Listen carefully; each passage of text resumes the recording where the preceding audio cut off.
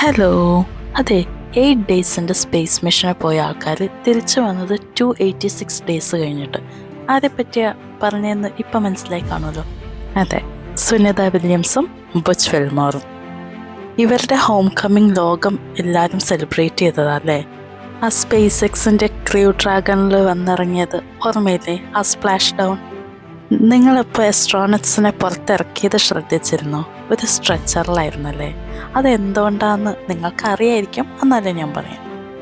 സ്പേസിൽ 286 days മൈക്രോഗ്രാവിറ്റിയിൽ time spend ചെയ്ത് വന്ന ആൾക്കാരാണ്. നമ്മൾ ഭൂമിയിലോട്ട് വരുമ്പോൾ വീണ്ടും നടക്കാൻ പഠിക്കണം. സ്പേസിൽ ഇവർ ചിലവിട്ടത് 286 ഡേയ്സാണ്, അതും മൈക്രോഗ്രാവിറ്റിയിൽ. അപ്പോൾ പെട്ടെന്ന് തന്നെ ഭൂമിയുടെ ഗ്രാവിറ്റി ആയിട്ട് അഡാപ്റ്റ് ചെയ്യുക എന്ന് പറയുന്നത് ഭയങ്കര വലിയൊരു കാര്യമാണ്. അവർക്ക് പെട്ടെന്ന് മേത്തൊരു ഭാരം വീണ ഒരു എഫക്റ്റ് ആയിരിക്കും.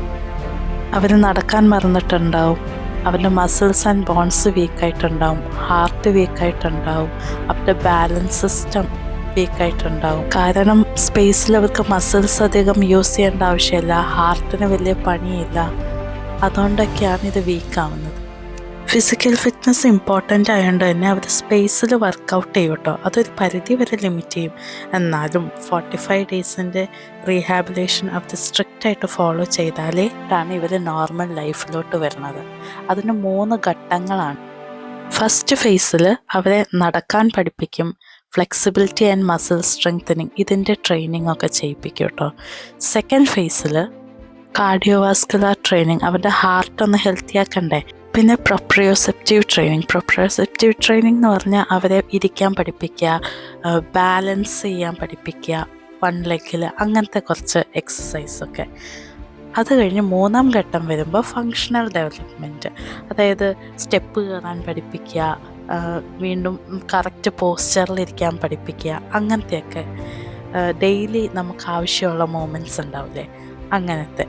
പിന്നെ നോർമൽ ലൈഫിലോട്ട് അവരെ പ്രിപ്പയർ ചെയ്യും. അത് മാത്രമല്ല, അവർക്ക് ഡ്രൈവിങ് കുറച്ച് നാളത്തേക്ക് അലൗഡ് അല്ല കേട്ടോ. കാരണം അവർക്ക് ബാലൻസ് സിസ്റ്റം ഡിസോറിയൻറ്റഡ് ആയിട്ടായിരിക്കും ഇരിക്കുന്നുണ്ടാവുക. കാരണം അവർക്ക് അപ്പ് ആൻഡ് ഡൗൺ സെൻസ് ചെയ്യാനുള്ള കഴിവ് കുറച്ച് നാളത്തേക്ക് ഉണ്ടാവില്ല. കാരണം സ്പേസിൽ അപ്പ് ആൻഡ് ഡൗൺ ഇല്ലല്ലോ. അപ്പോൾ അവരുടെ റിഫ്ലെക്സ് ഒക്കെ മെല്ലെ ആയിരിക്കും. സുനിത വില്യംസ് ഇപ്പം പബ്ലിക് അപ്പിയറൻസ് കൊടുക്കുന്നുണ്ട്. പക്ഷെ എത്ര കടമ്പകൾ കഴിഞ്ഞിട്ടാണ് ഇപ്പോൾ ഒരു നോർമൽ ലൈഫ് ലീഡ് ചെയ്യുന്നത്. മിഷൻ അവസാനിച്ചെങ്കിലും ഇൻസ്പിറേഷൻ എന്നും തുടരുന്നു അല്ലേ. അപ്പം അത്രയേ ഉള്ളൂ. ബൈ.